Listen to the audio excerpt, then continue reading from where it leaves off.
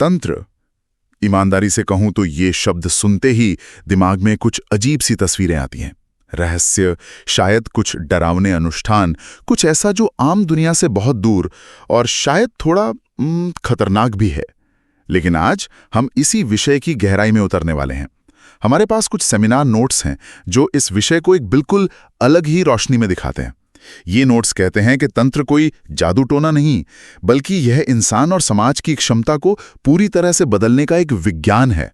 तो सवाल ये है कि इस शब्द के साथ इतनी गलतफहमियां क्यों जुड़ी हैं? और यही आज हमारी पड़ताल का असली मकसद है। हम पर्दे के पीछे जाकर देखेंगे कि तंत्र वास्तव में क्या है। ये सिर्फ एक व्यक्तिगत साधना नहीं, बल्कि एक सामाजिक क्रांति का दर्शन भी है। हम समझेंगे कि कैसे ये दर्शन जड़ता से मुक्ति की बात करता है, इसके मूल सिद्धांत क्या है और कैसे ये नेतृत्व और समानता के बारे में हमारी आज की सोच को भी चुनौती देता है। ठीक है, तो चलिए इस गुत्थी को सुलझाना शुरू करते हैं। सबसे पहले इसी शब्द से शुरू करते हैं, तंत्र। अगर इसका मतलब जादू टोना नहीं है, तो फिर इसका असली शाब्दिक अर्थ क्या है? ये बहुत दिलचस्प है, क्योंकि इसका असली मतलब इसकी छवि से बिल्कुल उल्टा है। तंत्र शब्द दो धातुओं से मिलकर बना है, त और त्र। त का अर्थ है जड़ता, तामसिकता या वो पशुता जो हमें आगे बढ़ने से रोकती है। जैसे हमारे अंदर का आलस्य, हमारा डर, हमारी संकीर्ण सोच, ये सब। बिल्कुल, ये सब त है। और त्र का मतलब है जो त्राण करे, यानी जो मुक्त करे। तो जब हम इन दोनों को जोड़ते हैं तो तंत्र का अर्थ बनता है वह साधना जो साधक को जड़ता या पशुता के बंधन से मुक्त करती है। यह मुक्ति का विज्ञान है, बंधन का नहीं। एक मिनट, ये परिभाषा तो बहुत शक्तिशाली और प्रगतिशील है। ये तो किसी धर्म या पंथ के बारे में नहीं, बल्कि ये तो आत्मविस्तार सेल्फ एक्सपेंशन का एक विज्ञान लग रहा है ही। लेकिन अगर ऐसा है तो समाज में इसे जादू टोने से क्यों जोड़ा गया? इन दो छवियों में इतना बड़ा अंतर क्यों है? आपने बिल्कुल सही सवाल पूछा है और इसका जवाब तंत्र के स्वभाव में ही छिपा है। देखिए, स्रोत के अनुसार तंत्र किसी की जाति या धर्म को नहीं देखता। अच्छा। वो कहता है कि कोई भी व्यक्ति जो आध्यात्मिक विस्तार के लिए संघर्ष कर रहा है वही तांत्रिक है। तंत्र का रास्ता मुश्किल है, ये आपसे आपकी कमजोरियों का सामना करने को कहता है। और जो लोग अपनी कमजोरियों से, अपने डर से भागते हैं या सिर्फ संकीर्ण सांसारिक इच्छाओं में उलझे रहते हैं, वो इस रास्ते का विरोध करते हैं, क्योंकि वो इसे समझ नहीं पाते। एग्जैक्टली। और जो चीज समझ नहीं आती, इंसान अक्सर उससे डरता है और उसे एक डरावना नाम दे देता है। समझ गया। तो ये ज्ञान की कमी और डर का नतीजा है। ठीक है, तो अगर ये मुक्ति का विज्ञान है तो ये काम कैसे करता है? इन सेमिनार नोट्स में इसकी साधना के 3 मुख्य स्तंभों का जिक्र है। चलिए पहले पे आते हैं। संक्रामक मुखरता। ये सुनने में काफी भारी शब्द है, इसका क्या मतलब है? संग्राम मुखरता का सीधा सा मतलब है संघर्ष के लिए हमेशा तैयार रहना। लेकिन यहाँ हम किसी बाहरी युद्ध की बात नहीं कर रहे हैं। यह एक निरंतर चलने वाला आंतरिक युद्ध है। आंतरिक युद्ध? तो क्या ये वैसा ही है जैसे सुबह अलार्म बजने पर 5 मिनट और सोने का मन करता है, लेकिन आप खुद से लड़कर उठ जाते हैं? क्या वही है ये? हाँ, बिल्कुल उसी स्तर से ये शुरू होता है। आपने बहुत अच्छा उदाहरण दिया। तंत्र इस विचार को एक कदम और आगे ले जाता है। यह सिर्फ आलस्य पर जीत पाना नहीं है, बल्कि यह पहचानना है कि आलस्य, डर, अहंकार, टालमटोल की आदत, ये सब उसी जड़ता के अलग अलग रूप हैं। सही कहा। संग्राम मुखरता का मतलब है कि एक साधक हर पल, हर क्षण इस जड़ता के खिलाफ युद्ध की स्थिति में रहता है। इसीलिए इसे वीर साधना भी कहा जाता है। यह पलायन का नहीं, बल्कि हर पल सामना करने और परिवर्तन का मार्ग है। तो पहला स्तंभ हुआ अपने अंदर की कमजोरियों से लगातार लड़ते रहना, एक वीर की तरह। लेकिन इस लड़ाई के लिए ताकत कहां से आएगी? मैंने सुना है कि तंत्र में किसी आंतरिक ऊर्जा की बात होती है। क्या यही वो दूसरा स्तंभ है? आपने बिल्कुल सही पकड़ा। वही दूसरा और सबसे महत्वपूर्ण स्तंभ है कुल कुंडलिनी का ऊर्ध्वारोहण। यह वही आंतरिक शक्ति है जो इस संग्राम के लिए ऊर्जा देती है। हाँ, कुल कुंडलिनी, ये शब्द मैंने बहुत सुना है, लेकिन ये हमेशा एक रहस्य जैसा लगता है। क्या आप इसे थोड़ा सरल भाषा में समझा सकती हैं? जरूर। इसे ऐसे समझिए जैसे आपके अंदर एक रॉकेट लॉन्च होने के लिए तैयार बैठा है। कुल कुंडलिनी वही सुप्त दिव्य ऊर्जा है, वो ईंधन है जो हमारे मेरुदंड के सबसे निचले हिस्से, जिसे मूलाधार चक्र कहते हैं, वहां मौजूद है। वाह, एक रॉकेट की तरह। यह कमाल का नजरिया है। तो फिर साधना क्या है? उसे लॉन्च करना? बिल्कुल। साधना उस रॉकेट को जगाकर उसे ऊपर की ओर, यानी चेतना के सर्वोच्च स्तर, जिसे सहस्रार चक्र कहते हैं और जो मस्तिष्क में स्थित है, वहां तक ले जाने की प्रक्रिया है। ये एक यात्रा है पशुता से दिव्यता की ओर। स्रोत बताते हैं कि जैसे जैसे ये ऊर्जा ऊपर उठती है, व्यक्ति का अहंकार गलता जाता है और उसकी जगह विवेक और करुणा बढ़ने लगती है। व्यक्ति की सोच मैं से निकलकर हम की तरफ जाने लगती है। हाँ, एक तरह से यही होता है। और तीसरा स्तंभ है सिद्ध मंत्र का प्रयोग। तो इस रॉकेट यात्रा में मंत्र का क्या रोल है? क्या ये सिर्फ कुछ शब्द दोहराना है? नहीं, बिल्कुल नहीं। मंत्र केवल शब्द नहीं है, वे एक केंद्रित ध्वनि ऊर्जा है। अगर कुंडलिनी रॉकेट का ईंधन है, तो सिद्ध मंत्र उसका गाइडेंस सिस्टम है। Guidance system? हाँ, यह गुरु से प्राप्त होता है और इसका काम है मन को केंद्रित करना, उसे भटकने से रोकना और इस पूरी ऊर्जा जागरण की प्रक्रिया को सुरक्षित और नियंत्रित बनाना। सुरक्षित मतलब ये खतरनाक भी हो सकता है? बिना गाइडेंस सिस्टम के क्या हो सकता है? हाँ, ये बहुत खतरनाक हो सकता है। सोचिए, एक शक्तिशाली रॉकेट बिना किसी नियंत्रण के लॉन्च हो जाए तो वो कहीं भी जा सकता है, कुछ भी नष्ट कर सकता है। उसी तरह बिना सिद्ध मंत्र और सही मार्गदर्शन के अगर ये ऊर्जा जागृत हो जाए तो ये मानसिक असंतुलन पैदा कर सकती है, व्यक्ति भ्रम का शिकार हो सकता है।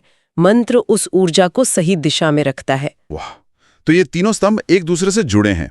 संग्राम मुखरता वो युद्ध है जिसे लड़ना है, कुलकंडली उस युद्ध के लिए ऊर्जा है और सिद्ध मंत्र उस ऊर्जा को नियंत्रित करने का तरीका है। ये तो वाकई एक पूरा विज्ञान लग रहा है। ये एक विज्ञान ही है और ये साफ करता है कि तंत्र एक निरंतर संघर्ष है, ये कोई आरामदायक रास्ता नहीं है। पर क्या ये संघर्ष सिर्फ आंतरिक है, अपने मन की कमजोरियों से लड़ना, या इसका बाहर की दुनिया से भी कोई लेना देना है? यहीं पर तंत्र सबसे अलग और क्रांतिकारी हो जाता है। ये एक सार्वभौमिक संघर्ष है, आंतरिक भी और बाहरी भी। दोनों? हाँ, दोनों। आंतरिक संग्राम तो है अपनी वृत्तियों पर नियंत्रण पाना और कुंडलिनी को जगाना, लेकिन तंत्र कहता है कि आप दुनिया से कटकर गुफा में बैठकर ये नहीं कर सकते। एक सच्चा तांत्रिक सिर्फ अपने भीतर के अंधकार से नहीं लड़ता, बल्कि समाज में मौजूद अंधकार से भी लड़ता है। मतलब समाज में मौजूद स्थूलता, जैसे कि शर्म, घृणा, जाति भेद, इन सब के खिलाफ भी लड़ना पड़ता है। बिल्कुल, इन सब के खिलाफ सीधी लड़ाई लड़ना भी उसकी साधना का हिस्सा है। वो आंतरिक और बाहरी दोनों मोर्चों पर एक साथ लड़ता है। शायद इसी बाहरी संघर्ष की वजह से तांत्रिकों के बारे में इतनी गलत धारणाएं बनी हैं, जैसे उनका शमशान भूमि में अभ्यास करना। ये सुनकर तो कोई भी डर जाएगा। सही कहा। जो लोग इसके गहरे आध्यात्मिक प्रतीकवाद को नहीं समझते, वे अक्सर इसकी गलत व्याख्या करते हैं। शमशान में साधना करने का मतलब भूतों से बात करना नहीं है। इसका प्रतीकात्मक अर्थ है मृत्यु के भय का सामना करना। अच्छा। जो व्यक्ति जीवन की सबसे बड़ी सच्चाई यानी मृत्यु का सामना कर लेता है, वो समाज के छोटे मोटे डरों से ऊपर उठ जाता है, वो निडर हो जाता है। लेकिन बाहरी दुनिया को सिर्फ एक आदमी शमशान में बैठा दिखता है और वे उसे कोई अप्राकृतिक प्राणी मान लेते हैं। और उन कहानियों का क्या जो पंचमकार यानी मद्य, मांस, इन सब के बारे में स्रोत इसके बारे में क्या कहते हैं? स्रोत इस पर बहुत स्पष्ट हैं। वे कहते हैं कि ये तंत्र के पतन का एक बड़ा कारण है। कुछ लोगों ने इन प्रतीकों के स्थूल मतलब शाब्दिक अर्थ को ही सब कुछ मान लिया और साधना को अपनी स्वार्थी इच्छाओं और भोग विलास की पूर्ति का जरिया बना लिया, जबकि हर मकार का एक गहरा आध्यात्मिक अर्थ है। बिल्कुल। तो इसमें दोष तंत्र का नहीं, बल्कि साधक की समझ और उसकी नियत का है। ठीक है, तो एक व्यक्ति अपने अंदर साधना कर रहा है, ऊर्जा जगा रहा है और समाज में भी संघर्ष कर रहा है। यहां से ये विषय और भी दिलचस्प हो जाता है। एक व्यक्ति की इस साधना का पूरे समाज पर क्या असर पड़ सकता है? इसका बहुत गहरा असर पड़ता है। जब कोई इस रास्ते पर चलता है तो तंत्र साधना उसके अंदर असाधारण तेजस्विता और वीर्यवत्ता पैदा करती है। तेजस्विता और वीर्यवत्ता, इन शब्दों को थोड़ा और समझाइए। जरूर। तेजस्विता का मतलब है एक ऐसी आंतरिक चमक या करिश्मा जो व्यक्ति के चेहरे, उसकी आंखों और उसके पूरे व्यक्तित्व से झलकती है। लोग स्वाभाविक रूप से उसकी ओर आकर्षित होते हैं। और वीर्यवत्ता का मतलब सिर्फ शारीरिक बल नहीं, बल्कि मानसिक और आत्मिक बल है। मतलब अटूट इच्छा शक्ति, हिम्मत। हाँ, और किसी भी परिस्थिति में न डिगने वाला साहस। जब किसी व्यक्ति में ये गुण विकसित होते हैं तो वो स्वाभाविक रूप से एक लीडर बन जाता है। लोग उस पर भरोसा करते हैं और उसका अनुसरण करना चाहते हैं। क्या इसका कोई वास्तविक उदाहरण है? हाँ, और ये इन नोट्स का सबसे चौंकाने वाला हिस्सा हो सकता है। शोध में भारत के महान स्वतंत्रता सेनानी सुभाष चंद्र बोस का उदाहरण दिया गया है, जो एक निष्ठावान तांत्रिक साधक थे। एक मिनट, क्या कहा आपने? सुभाष चंद्र बोस, नेताजी? ये तो बहुत बड़ी बात है। हम उन्हें एक स्वतंत्रता सेनानी, एक राजनीतिक विचारक, आजाद हिंद फौज के संस्थापक के रूप में जानते हैं। उनके तांत्रिक साधक होने का क्या मतलब था? इसका मतलब बहुत गहरा है। स्रोतों के अनुसार उनकी जो अदम्य इच्छा शक्ति और निडरता थी, उनका जो करिश्माई व्यक्तित्व था जिसने लाखों लोगों को प्रेरित किया, जिसे हम तेजस्विता कह रहे हैं, वो सब इसी साधना का परिणाम था। ऐसा माना जाता है। उनका संघर्ष सिर्फ अंग्रेजों के बाहरी शासन से नहीं था, बल्कि समाज में व्याप्त कायरता, निराशा और जड़ता के खिलाफ भी था। यह तंत्र के संग्राम मुखरता सिद्धांत से सीधे जुड़ता है। वह सिर्फ राजनीतिक आजादी नहीं, बल्कि एक मानसिक और आत्मिक क्रांति चाहते थे। ये तो इतिहास को देखने का एक बिल्कुल नया नजरिया है। कमाल है। अच्छा, और समाज के ढांचे जैसे कि जाति प्रथा के बारे में तंत्र का क्या दृष्टिकोण है? ये एक ऐसा मुद्दा है जो हजारों सालों से हमारे समाज में मौजूद है। इस मामले में तंत्र अपने समय से हजारों साल आगे था। ये जाति व्यवस्था को पूरी तरह से बिना किसी शर्त के अस्वीकार करता था। ये उस समय के मुख्य धारा के वैदिक आदर्शों के बिल्कुल विपरीत था, जहां जाति और गोत्र को बहुत महत्व दिया जाता था। तो तंत्र कहता था कि व्यक्ति की पहचान उसके जन्म से नहीं होती, बिल्कुल, बल्कि उसके गुणों और उसके आध्यात्मिक विकास से होती है। सभी मनुष्य समान हैं। क्या ये सिर्फ एक किताबी बात थी या इसे अमल में भी लाया जाता था? इसे अमल में लाने की कोशिश की जाती थी, और इसी से जुड़ा एक बहुत महत्वपूर्ण श्लोक इन नोट्स में है। प्रवृत्ते भैरवि चक्रे सर्ववर्णाद्विजाताया। इसका क्या मतलब है? इसका मतलब है कि जब साधक भैरवी चक्र में बैठते थे, ये तंत्र साधना का एक मंडल होता था, तो वहां सभी वर्ण भेद, सभी जाति भेद समाप्त हो जाते थे। उस चक्र के अंदर कोई ब्राह्मण, कोई शूद्र नहीं होता था। वाह, तो वहां सिर्फ साधक होते थे? सिर्फ साधक और असाधक का भेद होता था। सब एक समान माने जाते थे। ये उस जमाने में एक बहुत बड़ी सामाजिक क्रांति रही होगी। बिल्कुल, लेकिन यहाँ एक विडंबना भी है। क्या? स्रोत बताते हैं कि चक्र से बाहर आते ही वही लोग फिर से अपने अपने जाति भेद मानने लगते थे। ये तंत्र के मूल सिद्धांत और उस समय के सामाजिक पाखंड के बीच का गहरा अंतर दिखाता है।